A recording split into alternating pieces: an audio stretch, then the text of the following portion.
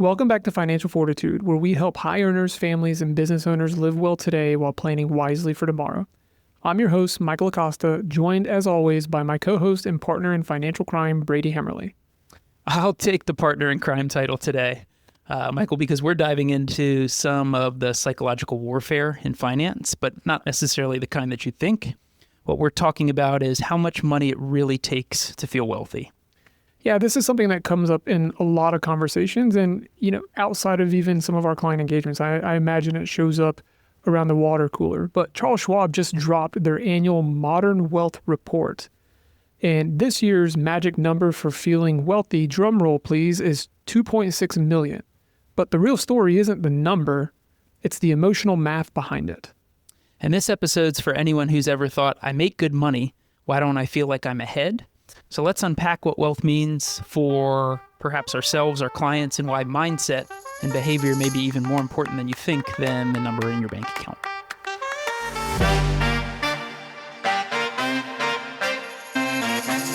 Welcome to Financial Fortitude, a podcast for high earners, families, and business owners. We're your hosts, Michael Acosta and Brady Hemmerly. Each week, we bring purpose-driven financial guidance to you so you can be assured you're on the right path. If you're looking to become an extraordinary wealth builder, let's dive in. Nice. Well, Brady, this is a great topic. We're often always looking for things to be able to riff on and discuss, whether it's something that came up in a client engagement conversation or something that we've listened to from a podcast or even something that we've read. And so in this case, it's really something that was published recently in an article over at Think Advisor with the title, Here's How Much Money It Takes to Feel Wealthy. And this was research conducted by Charles Schwab. When you look at the actual article and you start to skim through it, this idea that you need, in order to feel wealthy, about $2.6 million on your balance sheet or to your name, it can feel very staggering for many, right? I mean, I spoke with somebody recently who, again, came across this article and referenced that, hey, I read somewhere that in order for me to retire successfully, I need about $2 million. And this is someone who's in their early 60s, planning on working until their 70s. And it's like, hey, that can feel suffocating depending on how close or far you are from that actual target. Yeah, and this is something that we see day in and day out, whether it's with our clients or just in passing, as we're having conversation with friends and family. I'd say there are many instances, especially with some of the clients that I have spoken with and worked with, that really what's driving their emotional ability to retire is either, hey, I've hit 67 or 70 and I can't do this anymore, or I'm just working until I reach my particular number on the page. And that number on the page oftentimes is coming from articles that they're reading just on the internet. Hey, I need $2.6 million to retire or to feel wealthy. Okay, great. I'm just going to keep working and keep saving until that happens without any real thought as to, hey, what's enough for me? What does wealth mean for me? And can I build a retirement plan or any plan that gives me options without necessarily having to hit that magic number that are in these articles all over the place? So let's start to unpack some of this, right? And, we've expressed multiple times that one of our favorite books is The Psychology of Money by Morgan Housel. So if you haven't read it, it's definitely worth going out there and getting the audiobook or even just purchasing it and reading through it if you like the hard copy like me. But last year when Charles Schwab conducted this research, the amount that was needed to feel wealthy was 2.2 million. This year it's 2.6. Makes sense if you're factoring in inflation and other things, right? So not a huge shift or swing, but 2.2 to 2.6 million, that's still a lot of wealth. So what does it actually mean, in your opinion, to quote unquote feel wealthy versus actually being wealthy? Yeah, that's a great question. It's an interesting question to unpack. The way that oftentimes I position this to individuals, or I'm hearing as positioning, is what I would say the difference between riches or feeling rich versus feeling wealthy. Feeling wealthy being much more of an intangible descriptor of success, right? When I think of, hey, I feel rich or I am rich, that may be a client that is 55, 60, 65 who has $2 million, $2.5 million on the page. They have the financial resources on paper to make decisions that many other Americans cannot. Right? I can buy the car, I can take the trip, I can spend money where I want to, I can upgrade things in my house. Right? I have the ability to do that. I have the numbers on the page. But I think the real difference between being rich or having wealth versus feeling wealthy is much more emotional, right? It's having the numbers on the page, or perhaps having any number on the page and saying, hey, I feel comfortable, confident, secure. I have the ability to make choices that are driving my happiness, but my happiness not being driven by a particular number on the page, rather the experiences that I'm having, the life that I'm able to live, the relationships that I continue to maintain. So that's where I see the difference of maybe being wealthy or rich versus feeling it, is all of that intangible stuff. Yeah, no, I love that. And from my perspective, whenever I'm comparing feeling rich versus feeling wealthy, I view feeling rich or being rich a component of the amount of income that we bring in annually, or the amount of income we get to spend in retirement annually. Whereas being wealthy or feeling wealthy is more about the amount of assets that have been retained that provide your income in retirement, or provide you with a certain level of status or level of financial independence throughout your life, or even legacy planning or philanthropic goals. But because of my personality, I wanted to go ahead and provide an actual definition of what it actually is to be wealthier, or what is wealth. And this is provided by Investopedia. So they stated as being wealth is the total value of all assets owned by a person, community, company, or country. It's measured by taking the market value of all physical and intangible assets owned. So you brought up that intangible component. Then subtracting all debts. It can be seen in either absolute or relative terms. Okay. Now, putting that out there, one thing that we extracted from this article was a piece of research that was done by Logica Research. And so they conducted this online survey from April 24th to May 23rd among a national sample of about 2,000 Americans ages 21 to 75. And then there were an additional 200 Generation Z Americans that completed this study. So for anyone who doesn't know, Gen Z is going to be anyone specifically born between 1997 to 2012.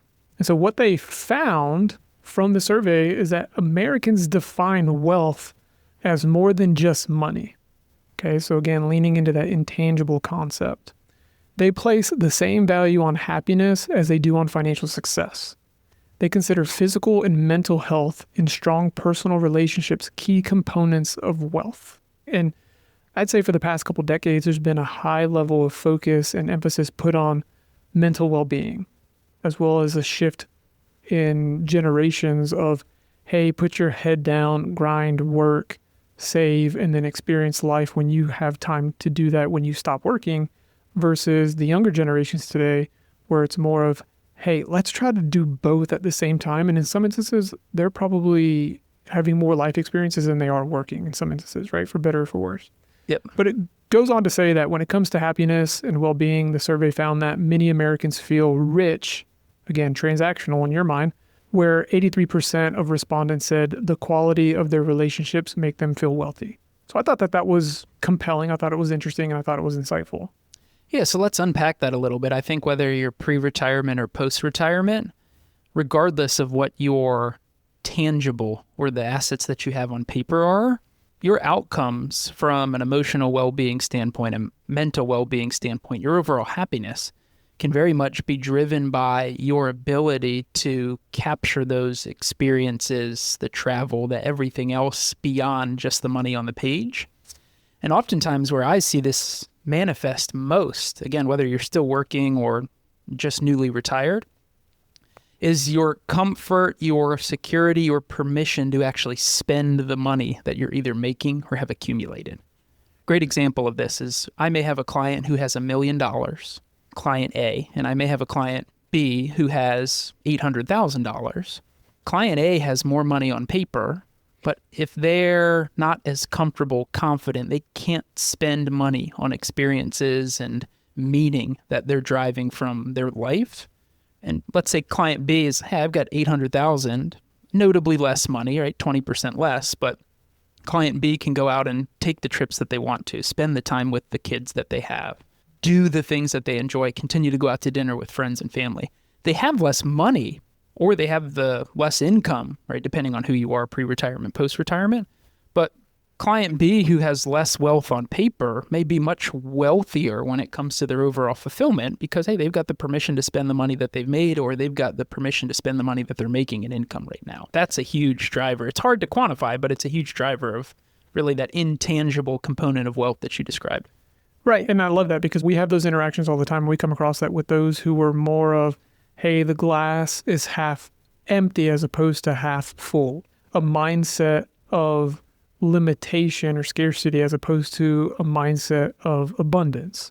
And that's where it can really impact, how enjoyable retirement is, because at the end of the day, financial contentment is going to be defined by you as the individual or you as a family, right? Your lifestyle that you desire will be defined by you. Some of it might be defined by variables out of your control, such as where your health is at, right? If we're talking about retirees, or cost of living if you're someone who's renting as opposed to owning a home.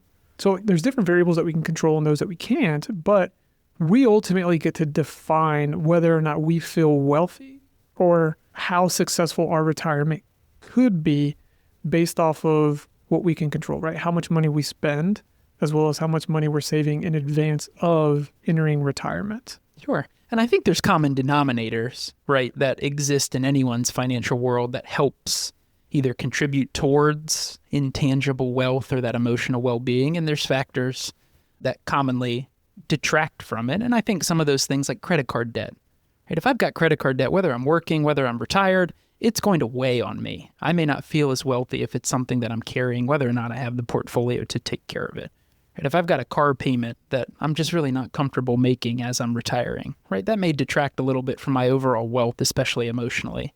But I would say most of feeling more wealthy, regardless of the assets that you have, is all about how you define what your fulfillment looks like and ultimately, right, how comfortable you feel taking action, whether it's spending money on things you enjoy or leaving money behind to help others in some capacity. But I guess, Michael, the question that I have for you is when clients approach you or approach our team and say, hey, I don't have the number on the page, right? I don't have the $2.2, the $2.6 million set aside. What type of coaching or questions are you asking those clients to really reposition what that value of wealth is or how to feel financial contentment? What are some things that you're asking? Yeah, I mean, we've talked about it on multiple episodes up to this point, but a lot of it is defining that vision, right, of what they want life to consist of, both the needs and the wants. And depending on who you're talking to, it doesn't really matter if they have the $2.6 million or if, they have $720,000.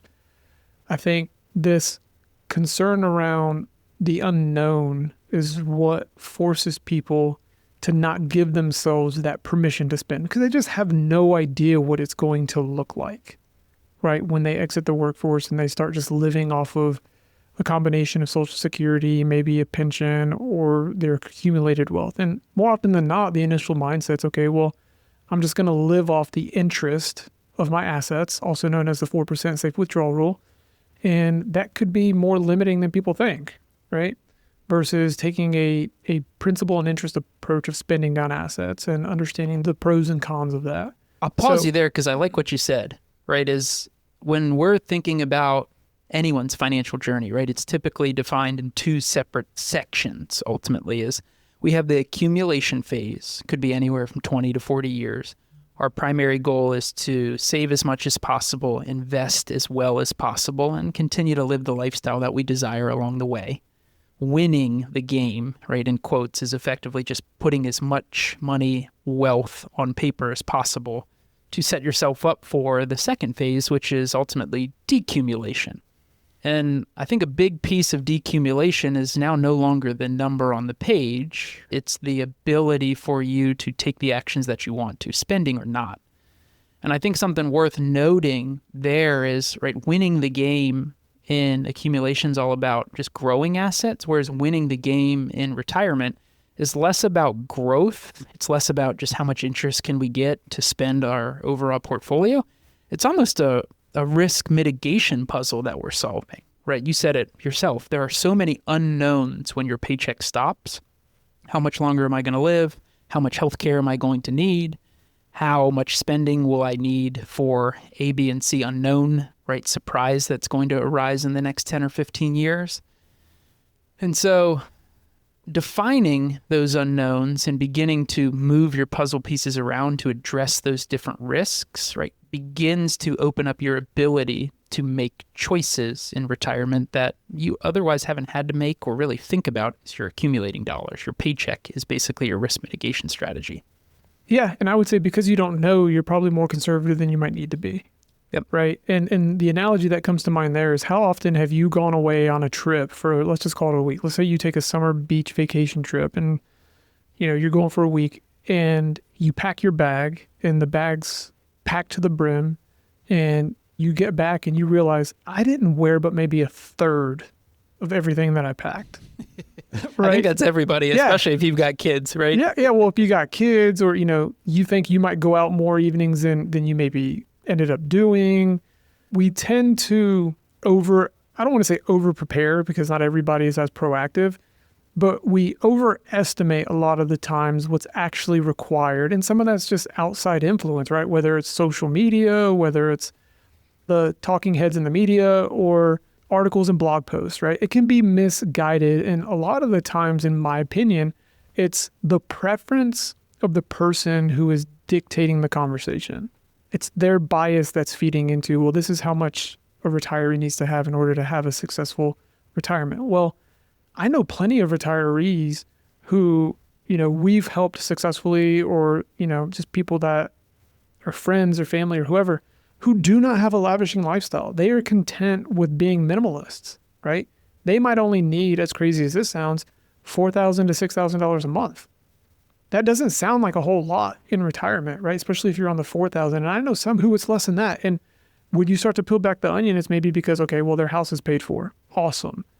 Their car is paid for. Awesome. They don't have any other revolving debt outside of maybe modifications to their home or having to replace an appliance that's then covered over the course of a certain number of months.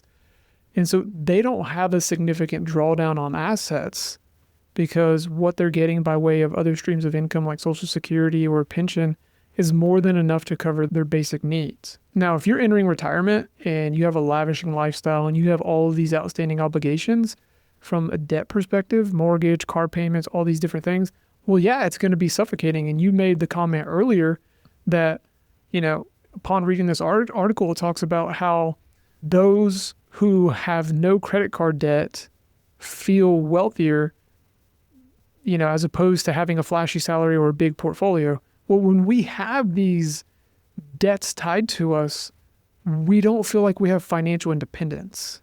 And when you don't feel like you have financial independence, then you feel beholden to somebody else. And no one loves to feel beholden to anybody else. That's limiting, that's restrictive. It almost feels like it's a conditional relationship. And that in itself, it can be overwhelming and create anxiety, right? And that's not what you want in your retirement years after you've spent most of your life working hard, providing for those around you, yourself, and hopefully being a contributing member to society. Yeah, so some of the things that I think I pulled out of the last 5 minutes of our conversation is the number on the page is really not the main driver of funded fulfillment, financial contentment, wealthy lifestyle, and retirement. And what we're helping show clients, really run numbers for clients on is saying, hey, based on the wealth that you have accumulated, tangibly on paper, what puzzle pieces can we move around? What actions can we take? What moves can we make on our chessboard that ultimately put you in a better position or your family in a better position to feel less restricted, to feel more confident spending, to take that extra trip or whatever it is.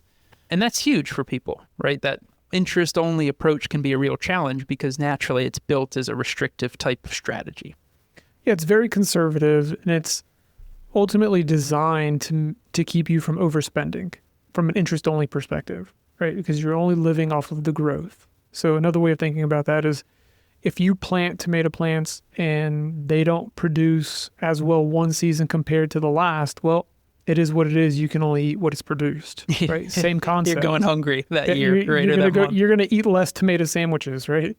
Or make less sauce. So, that's kind of the mindset. But in reality, like I just had a conversation the other day where I was talking to pre-retiree in their early 60s and planning on working to age 70 and going through the goals and concerns conversation, trying to define those in a smart manner, right? As far as that acronym goes.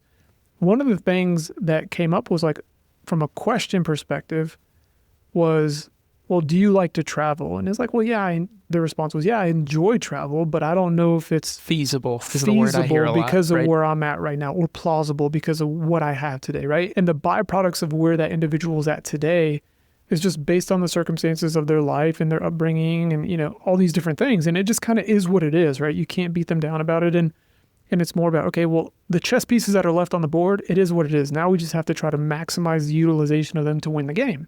Yep. And so the primary focus was, hey, I just don't want to become a financial burden to anyone else when I stop working. And hopefully, and hope's not a strong strategy, but hopefully I get to continue to work in my current role for the next 6 years, right? That's best case scenario, assuming health doesn't push you out or economy doesn't push you out with layoffs or whatever. So let's take what you said when you say, hey, I don't want to be a burden on anyone else. That sparked a quick thought in my mind, and it is, what questions am I often hearing, perhaps you're often hearing from retirees?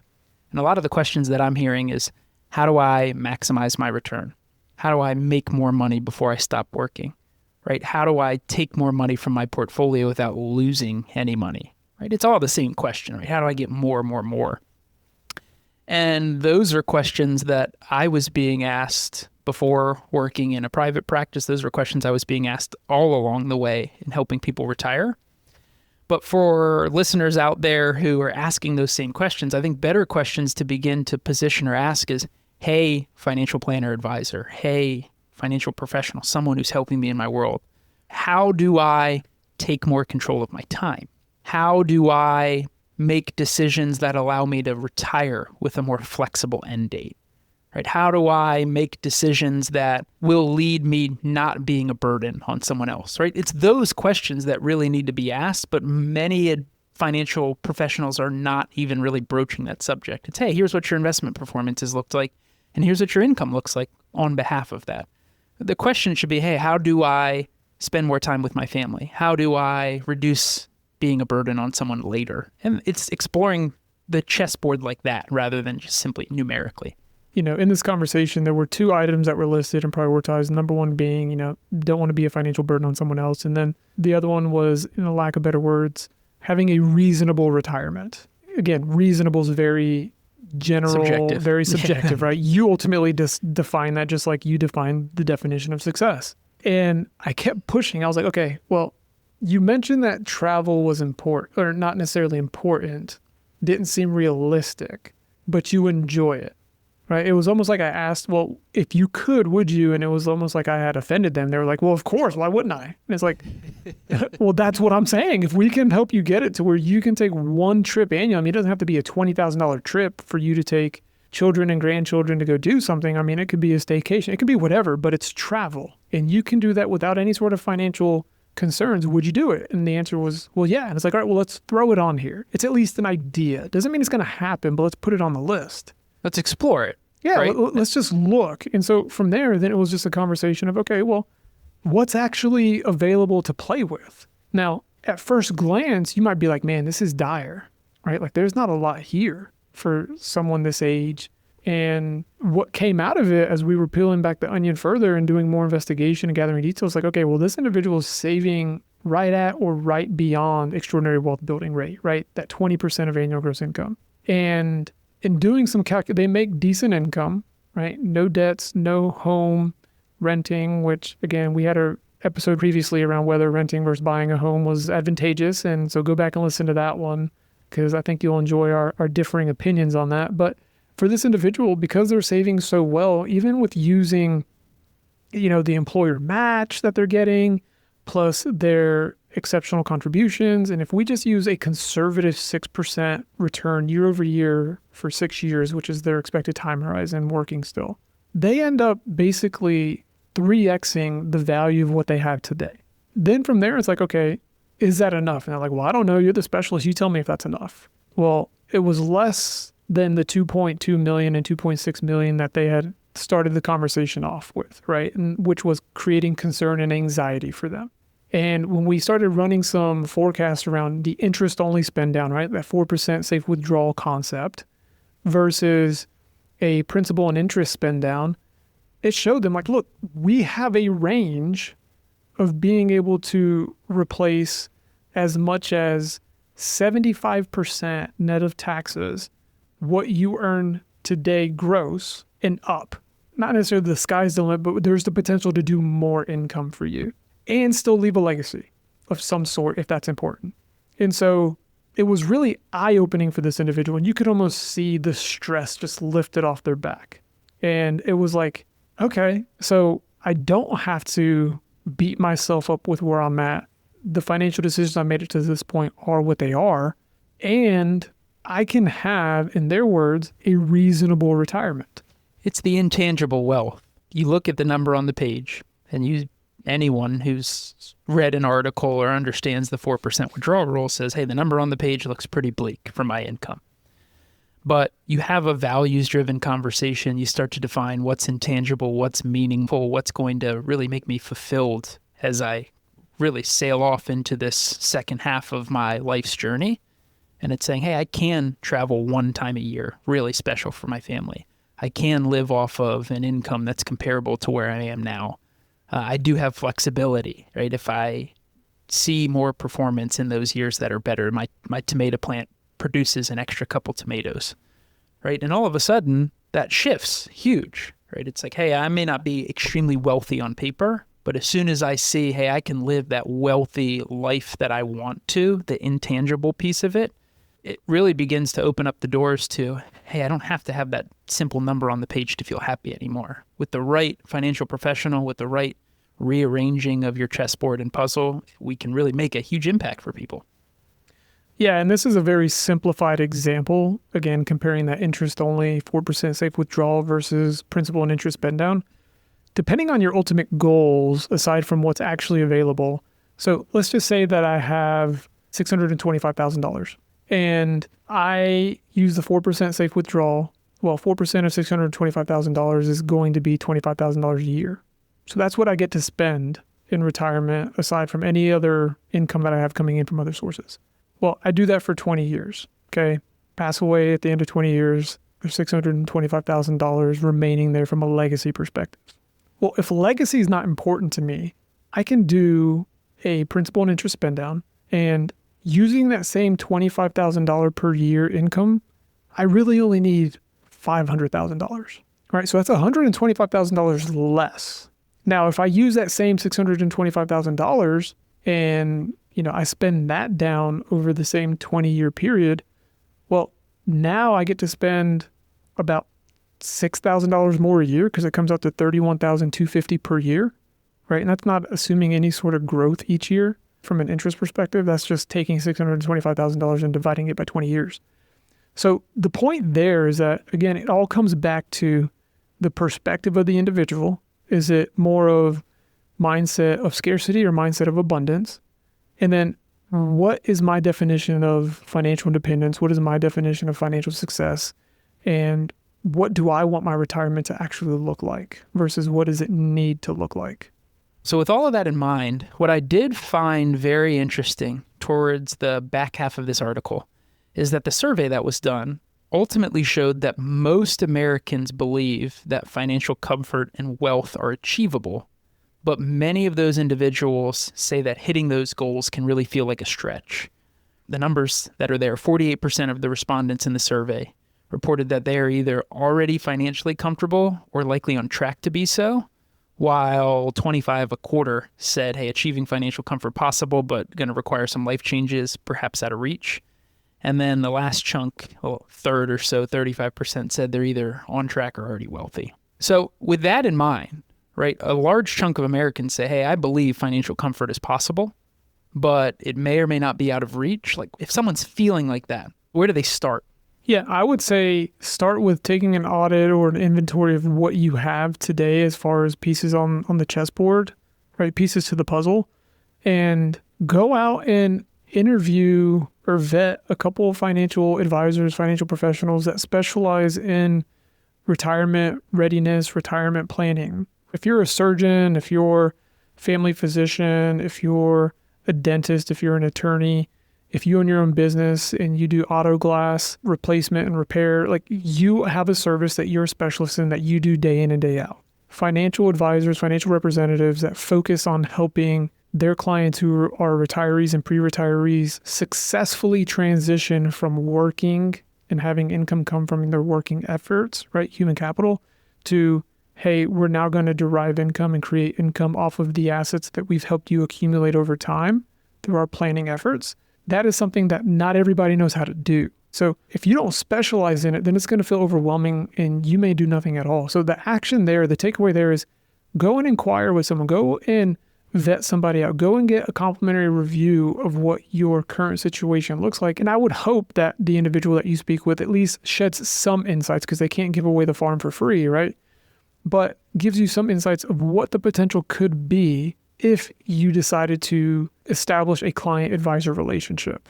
And the earlier you do it, odds are the probability of you improving upon your current situation and improving the outlook of your circumstances, in my mind, and this is probably me being a little bit biased, are pretty high, right? Because you at least have more of a runway to make meaningful changes as far as the things that you can control versus the variables that we can't control. And that's tangible and inchangeable, right? The more time you have to reflect on what's meaningful before you jump ship straight into retirement, right? The more you can really define what success looks like. And just the same, hey, the more actions you can take on the page to adjust what your situation looks like. So yeah, my big thought is I always encourage individuals 50, 55, 60. If you're in that range, start having those values-driven type conversations. How do I live the lifestyle that I want to? How do I reduce my overall risk or burden on someone else? And hopefully the financial professional in the seat across from you is answering those questions or at least having those conversations with you. Yeah, and the one question that we get often that I think is important and it is fun is, how much money do I actually get to spend? Right? Right. How much money do I actually get to spend? And I think that that's a fair question. And obviously it's important primarily because a lot of what we do in society today requires access to money to be able to pay for services and experiences. But I think the big takeaway from our assessment of this article was that, you don't really have to have $2.6 million in assets when you retire in order to have a quote unquote successful or reasonable retirement. Now, for some listening, that might be the case depending on your lifestyle or your desired lifestyle and how much you want to spend in retirement. For others who are more the minimalist, might be significantly less than that, but you don't know at least until you check. So go ahead and get that checked out. So again, whether your number is 2.6 million or 260,000, the big question is, are you using your money to live a life that feels wealthy to you? And are the puzzle pieces on your board arranged in a fashion that aligns to your values? Absolutely. I couldn't have said that better. And if this episode gave you something to think about, or maybe made you reconsider how you define financial freedom, do us a favor. Like, share, subscribe, and leave a review. It helps others find us and helps the algorithm work in our favor. And if you want to submit a question, suggestion, or even schedule a time to speak with either of us, visit us at www.genesiswealthplanning.com/AMA. And until next time, live well today and plan wisely for tomorrow.